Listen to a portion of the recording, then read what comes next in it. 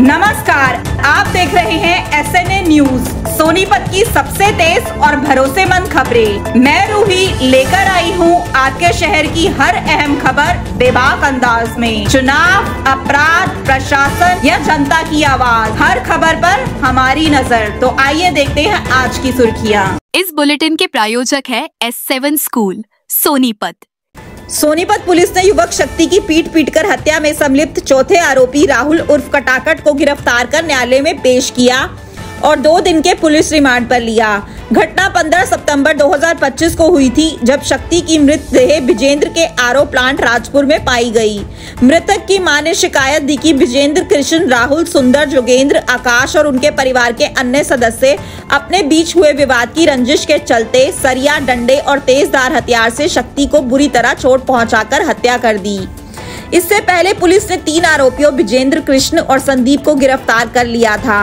थाना HSIIDC बड़ी के प्रभारी निरीक्षक महेश और उनकी टीम ने चौथे आरोपी की खोजबीन कर उसे गिरफ्तार किया। यह कार्रवाई न्यायालय की देखरेख में पूरी की गई। सोनीपत जिले में देर शाम शराब पार्टी के दौरान हुई झगड़े में ई-रिक्शा ड्राइवर राजेंद्र की पीट कर हत्या कर दी गई। आरोपियों ने उसे तेजधार हथियार से हमला किया।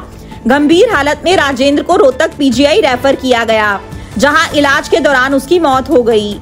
घटना ऋषिकुल स्कूल के पास हुई, जहां विवाद पैसे के लेन देन को लेकर शुरू हुआ। मृतक के परिवार में उसकी मां, 2 भाई और गर्भवती पत्नी हैं, जिन्होंने न्याय की मांग की है। पुलिस सेक्टर 27 थाना की टीम आरोपियों की तलाश में जुटी है और मामले की गंभीरता से जांच कर रही है। रोहतक में पोस्टमार्टम के बाद शव परिजनों को सौंपा जाएगा। रक्षा सेना प्रमुख मंजीत तिहाड़ा ने परिवार की सुरक्षा सुनिश्चित करने और अपराध रोकने के लिए पुलिस से सक्रिय कदम उठाने की अपील की। सोनीपत की क्राइम यूनिट वेस्ट CIA 1 ने अवैध हथियार के मामले में आरोपी राम बाबू पुत्र बिहारी लाल को अवैध पिस्तौल 315 बोर और एक जिंदा राउंड के साथ गिरफ्तार किया। पुलिस ने खुफिया जानकारी के आधार पर राम बाबू को जहारी मोड़ गोहाना राई बाईपास सोनीपत के पास दबोचा। आरोपी गांव नांदन सीतापुर उत्तर प्रदेश का निवासी और वर्तमान में चाय की दुकान HSIIDC राई पर कार्यरत है। गिरफ्तार आरोपी के खिलाफ शस्त्र अधिनियम की धाराओं के तहत थाना सदर सोनीपत में मामला दर्ज किया गया। क्राइम यूनिट की टीम ने नियमानुसार तलाशी के दौरान हथियार बरामद किए। गिरफ्तार आरोपी को न्यायालय में पेश किया गया और न्यायालय के आदेशानुसार उसे जेल भेज दिया गया। कांग्रेस के पूर्व CM और नेता प्रतिपक्ष भूपेंद्र सिंह हुड्डा ने गोहाना की अनाज मंडी का दौरा कर धान खरीद के मुद्दे पर किसानों और आढ़तियों से बातचीत की। हुड्डा ने कहा कि बीजेपी सरकार किसानों को उनके धान का सही दाम नहीं दे रही है। चुनाव में 3100 रुपए MSP पर धान खरीदने का वादा किया गया था, लेकिन आज धान MSP पर भी नहीं बिक रहा और किसानों को 300 से 400 रुपए प्रति क्विंटल की कटौती झेलनी पड़ रही है।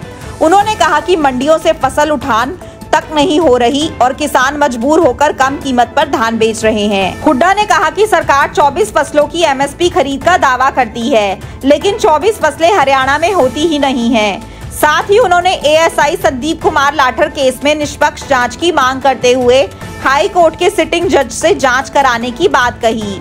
उन्होंने तीसरे कार्यकाल में बीजेपी सरकार की उपलब्धियों पर भी सवाल उठाए। जिला परिषद हॉल में 17 अक्टूबर को प्रातः 10 बजे जन विश्वास जन विकास समारोह आयोजित किया जाएगा। यह समारोह हरियाणा सरकार के तीसरे कार्यकाल का 1 वर्ष पूरा होने के अवसर पर रखा गया है। उपायुक्त सुशील सारवान ने बताया कि कार्यक्रम में शिक्षा मंत्री श्री महिपाल ढांडा मुख्य अतिथि के रूप में शिरकत करेंगे। साथ ही अन्य गणमान्य अतिथि भी मौजूद रहेंगे। इस समारोह का उद्देश्य जनहित और विकास संबंधी योजनाओं को जनता तक पहुंचाना और सरकार की उपलब्धियों को साझा करना है। सोनीपत के कुंडली इलाके में एक महिला रजनी की संदिग्ध परिस्थितियों में जलकर मौत हो गई। रजनी उत्तर प्रदेश के जालौन जिले के सैद नगर की रहने वाली थी और उसके पति के साथ कुंडली में किराए के मकान में रह रही थी। प्रारंभिक जांच में पुलिस का कहना है कि हादसा खाना बनाते समय आग लगने से हुआ प्रतीत होता है। घटना के समय परिजन उसे अस्पताल ले जाने की तैयारी कर रहे थे, लेकिन उससे पहले ही उसकी मौत हो गई। कुंडली थाना प्रभारी सेठी मलिक ने बताया कि फिलहाल परिजनों की ओर से कोई शिकायत नहीं मिली है। शव का पोस्टमार्टम कर परिजनों को सौंप दिया गया है। रिपोर्ट आने के बाद पुलिस आगे की कार्रवाई करेगी। सोनीपत में छठ पूजा के दौरान जल प्रदूषण रोकने के लिए उपायुक्त सुशील सारवान ने औद्योगिक इकाइयों को अपने अपशिष्ट जल केवल अपने ईटीपी में डालने के निर्देश दिए। उन्होंने कहा कि कोई भी औद्योगिक इकाई खुले में या ड्रेन में जल अपशिष्ट नहीं छोड़े, उल्लंघन करने पर सख्त कार्रवाई होगी। बैठक में सभी एसटीपी और सीटीपी अपनी पूरी क्षमता पर कार्य करने के लिए कहा गया। मुख्य सचिव हरियाणा श्री अनुराग रस्तोगी ने वीडियो कॉन्फ्रेंस के माध्यम से उपायुक्तों को यमुना और अन्य जल स्रोतों में प्रदूषण रोकने के दिशा निर्देश दिए। उपायुक्त ने ड्रेन नंबर 6 को 6 हिस्सों में बांटकर बीओडी जांच और निगरानी सुनिश्चित करने के आदेश दिए। अतिरिक्त उपायुक्त लक्षित सरीन, नगराधीश डॉक्टर अनमोल, एसीपी ऋषिकांत शर्मा सहित सभी संबंधित अधिकारी बैठक में मौजूद रहे। एक अच्छी शिक्षा ही उज्जवल भविष्य की नींव होती है। इसी उद्देश्य के साथ सरस्वती शिक्षा संस्थान सीनियर सेकेंडरी स्कूल सोनीपत में सत्र 2025 से 26 के लिए PP1 से कक्षा 9वीं एवं 11वीं तक एडमिशन प्रारंभ हो चुके हैं। CBSE नई दिल्ली से मान्यता प्राप्त इस विद्यालय में कक्षा 11वीं के लिए सभी प्रमुख संकाय उपलब्ध हैं, मेडिकल, नॉन मेडिकल, कॉमर्स और आर्ट्स। तो फिर देर किस बात की, आज ही अपने बच्चे का एडमिशन कराएं S7 स्कूल में और उसके भविष्य को दें एक मजबूत शुरुआत। अधिक जानकारी के लिए स्क्रीन पर दिए गए नंबरों पर संपर्क करें या वेबसाइट पर विजिट करें। स्कूल का पता है Murthal road, ASR CNG pump के पास, सोनीपत, हरियाणा। अपने शहर की हर ताज़ा खबर के लिए हमारे चैनल SNA न्यूज को सब्सक्राइब करें, लाइक करें, कमेंट करें व शेयर करें। बेल आइकन दबाना ना भूलें। हमारे अन्य सोशल मीडिया प्लेटफॉर्म्स पर भी हमें फॉलो करें।